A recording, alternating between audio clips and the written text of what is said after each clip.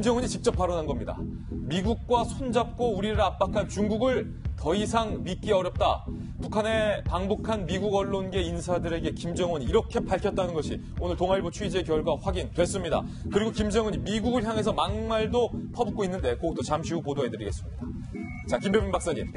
ICBM을 성공한 김정은, 한 손에 핵, 한 손엔 대륙간 탄도미사일을 쥔 김정은이 시체말로 눈에 보이는 게 없는 것 같습니다. 네, 그렇죠. 이 얘기가 나왔던 거는요. 한미 정상회담이 있기 전에 미국 언론계 인사들이 평양을 방문했다는 겁니다. 예. 그래서 김정은을 만났다는 얘기인데요. 그 당시 김정은이 했던 얘기가 방금 전에 얘기한 것처럼 미국과 손잡고 우리를 압박한 중국을 더 이상 믿기 어렵다라고 속된 말로 얼마 전에 문재인 대통령이 김정은을 향해서 핵 가지고 뻥을 친다고 얘기했는데 저는 이 얘기야말로 좀 김정은이 뻥을 치고 있는 게 아닌가라는 생각이 듭니다. 이거 뻥일 거다. 왜냐하면은 지금 이제 ICBM을 발사하고 난 뒤에 미국 입장에서 취할 수 있는 조치가 두 가지가 있을 겁니다. 첫 번째는 군사적 옵션을 고려하는 것이고 두 번째는 경제를 완전히 제재시킬 수 있는 방법을 만들고 있는 건데요. 우리나라 시각으로 오늘 새벽 4시부터 유엔 안보리에서 긴급회의가 열리고 있는 겁니다. 이 과정 속에서 미국은 방금 전에 제가 얘기 드렸던 것처럼 군사적 옵션까지도 거론할 수 있다고 얘기를 하고 있고요. 두 번째는 대북 송유관을 잠그는 것들을 고려할 수 있는 중국의 보다 강력한 제재 조치가 있어야 된다고 얘기를 하고 있는 건데 지금 중국과 러시아 입장에서는 이를 극하게 반발하면서 유엔 안보리가 굉장히 좀 격렬하게 이루어지고 있다는 얘기가 나오고 있고요. 게다가 중국과 러시아 두 국가의 정상 같은 경우는 4일 저녁에 정상회담을 갖고 성명서를 발표하게 되는데 이 성명서 발표에는 사실상 그동안 중국이 주장하고 있는 그 쌍중단이라는 표현이 있지 않습니까? 북한이 핵과 미사일을 포기하는 동시에 대한민국에서는 한미 군사연합훈련도 중단이라는 얘기를 같이 하고 있는 상황이기 때문에 결국 이처럼 김정은이 중국을 향해서 우리 중국 별로 두렵지 않아라고 얘기하고 있는 것은 결국은 중국이 갖고 있는 역할에 대해서 굉장히 두려워하고 있다는 반증일 수도 있다. 저는 오늘 보도에 대해서 그렇게 좀 생각을 합니다. 김정은에 대해서 아직까지 상시적인 판단을 하고 계신 몇 안 된 분이 김병민 박사님인데 정반대 해석도 있어요. 김정은이 여태까지의 북한 지도자들이랑은 전혀 다른 메커니즘의 생각을 갖고 있다. 정말 막 나가고 있다. 이런 관측도 나오고 있는데 김정은이 미국을 향해서 이런 메시지를 연일내고 있습니다. 조선중앙TV의 발언을 들어보시죠. 참으로 절묘한 시점에 거만한 미국 놈들의 면상을 후려칠 중대한 결단을 내려주신 데 대하여 통쾌함을 금치 못하는 일꾼들과 과학자, 기술자들에게 오늘 우리의 전략적 선택을 눈여겨보았을 미국 놈들이 매우 불쾌해하였을 것이라고. 독립절에 우리에게서 받은 선물 보따리가 썩 마음에 들지 않아 할 것 같은데 앞으로 심심치 않게 크고 작은 선물 보따리들을 자주 보내주자고 호탕하게 웃으시며 말씀하셨습니다. 조선중앙TV의 방송 내용입니다. 김정은이 이렇게 말을 했다는 겁니다.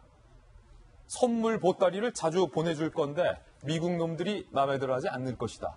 미국 놈들이 독립절에 받은 선물 보따리가 썩 마음에 들지 않아 할 것 같다. 김정은이 중국에 이어서 미국에게도 이 같은 발언을 한 겁니다. 서영호 소장님. 네. 여기서 말하는 선물 보따리가 앞으로 뭐 ICBM 계속 발사하고 핵실험도 더 하겠다. 뭐 이런 거 아닙니까? 그렇죠. 뭐 김정은식 그 대입 입시 전략이죠. 대입 입시 전략이다. 국영수 포기, 물리화학 집중. 즉 한동안 팬다. 예, 본인들이 잘할 수 있는 게 아마 핵과 관련된 핵고도화일 겁니다. 핵고도화도 지금 현재 북한이 소양화 경량화를 해서 ICBM에 탑재하려면 500kg까지 줄여야 되기 때문에 예. 핵무기를 고도화하겠다라고 해서 6차 핵실험을 통해서 그것을 현실화하겠다는 거고 또 하나는 ICBM도 아시다시피 사정거리 문제하고 재진입 기술이 아직 부족하기 때문에 ICBM을 더 고도화할 필요가 있다. 그래서 아마 이런 문제를 계속적으로 여러 차례 미사일 실험과 6차 핵실험을 하겠다라는 의지의 표명인데 예. 제가 볼 때는 그럼에도 불구하고 한미 동맹 간에 그 해구산이 3중 체제로 돼 있지 않습니까? 우리 훨씬 더 미국이 고도화된 ICBM을 가지고 있고 그리고 아시다시피 SLBM이라고 잠수함에서 발사할 수 있는 핵미사일도 있고 그리고 전략 폭격기도 있습니다. 따라서 무력의 대결에서는 북한이 한미 동맹의 핵우산과는 비교할 수 없을 정도로 열악한 상황에도 불구하고 이렇게 큰 소리를 친 이유는 결국은 아버지 김정일이 했던 식으로 결국은 이런 비기와 긴장을 고조시켜서 북미 대화의 장으로 이끌어내서 본인들이 원하는 평화 체제 구축과 그리고 그에 따른 주한미군 철수 그리고 경제적인 이익을 보겠다라고 하는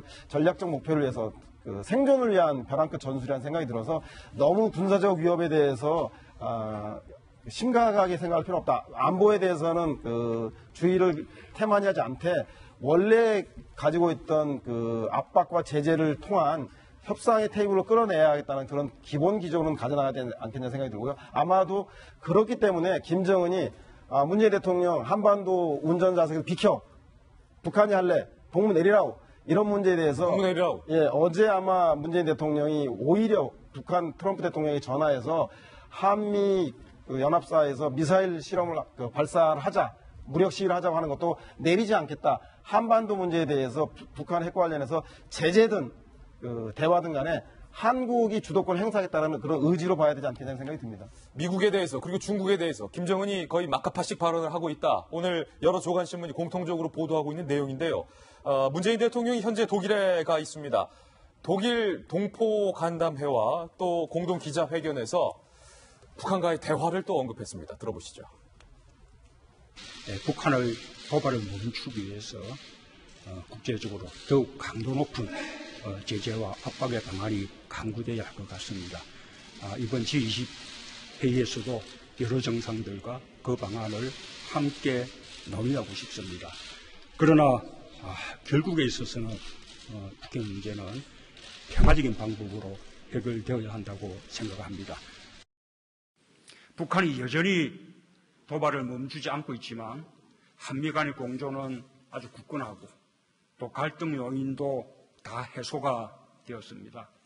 우리 동포 여러분들께서도 대화를 통한 평화적 해결에 힘을 실어주시기 바랍니다.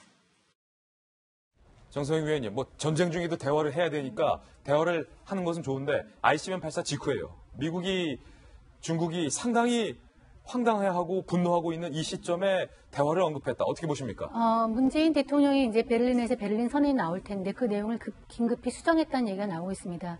근데 연설문 수정을 했는데 동포 간담회에서의 얘기는 수정이 안 된 것 같아요. 예. 여전히 평화적 대화를 통한 평화적 해결 방향에 대해서 방점을 두면서 도와달라고 얘기를 했는데 이 평화적 해결에 대해서 지지한 나라는 G20 중에서 아마 중국과 러시아 정도일 겁니다. 중국과 러시아밖에 지지 않을 거다. 평화도 이제 누구 말대로 공세죠. 평화 공세도 공세이긴 한데 이것도 이제 할 수 있는 TPO라는 게 있는데 ICBM을 얻어맞은 직후에 해외 동포 간담회에서 이런 말을 하는 것이 북한에 우리가 무슨 짓을 해도 평화는 계속될 거, 평화는 계속 대화하겠다는 거는 계속 하겠다는 그 잘못된 메시지를 주지 않을까 하는 우려가 나오는 게 사실이고요.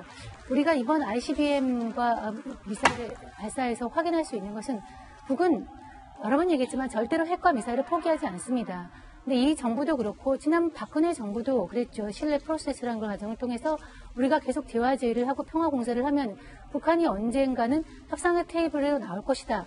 라는 그런 믿음을 가지고 이제 대북 정책을 수행하고 있는데 이제는 북한이 우리가 계속 평화와 그다음에 압박 공세를 계속하는 경우에 언젠가는 대화 테이블에 나올 것이라는 이런 전제를 버리고 대북 프레임을 짜야 되지 않을까. 그것이 어저께 제가 말한 대로 게임 판이 바뀌었다. 게임이 체인지 됐다. 판이 바뀌었기 때문에 이제는 그 전제를 버리고 대북 정책을 써야 되지 않을까 하는 이런 심각한 고민을 하게 되는 지점입니다. 예, 김건덕 부장님. 그래서 어저께 북한이 ICBM에 준하는 미사일을 발사한 실험을 도발을 했기 때문에 문 대통령이 독일 가서는 완전히 이제 소위 원구가 수정되지 않을까 이렇게 예상이 많았었는데 어저께 동포 간담회는 제가 보기에 별로 수정이 안 된 건지 바로 말하는 것처럼. 예. 그러니까 그동안 문 대통령은 대화 제재라고 하는 두 가지 카드를 병행하는 이런 전략을 쓰고 있는데 투트랙 전략을 펴고 있는데 이번 독일에 가서는 원래 당초 예상은 소위 과거에 김대중 대통령이 했던 2000년에 했던 베를린 선언에 버금가는 신 베를린 선언이 나올 거로 예상이 되지 않았습니까? 그러면 이번에는 대화 제재 중에 대화라는 카드를 딱 올리는 그러면서 북한이 뭔가 전향적인 자세로 나오면 우리가 대북 경제 지원도 할 수 있고 체제 보장도 할 수 있다는 여러 가지 이런 제의를 할 거로 예상이 됐었는데 어저께 이제 북한의 도발 이후에 뭔가 완전히 바뀌어가지고 대화보다는 제재 방점을 찍는 쪽으로 좀 가지 않을까 했는데 역시 어저께 동포 간담회에서는 아직도 투트랙 중에서 투트랙을 다 이야기하면서도 뭔가 대화를 통한 평화적 해결 이거에 이제 더 아직도 무게를 두는 발언을 했는데 이따가 이제 베를린에서의 연설이 나올 텐데 과연 그게 어떤 내용인지는 좀 봐야 될 것 같습니다. 근데 어쨌든 원래는 굉장히 그러한 신베를린 편은 파격적인 게 나올 건데 그걸 많이 어느 정도 수정을 해가지고 두 가지를 다 거론하는 거로 나오지 않을까 이렇게 예상이 됩니다. 있습니다.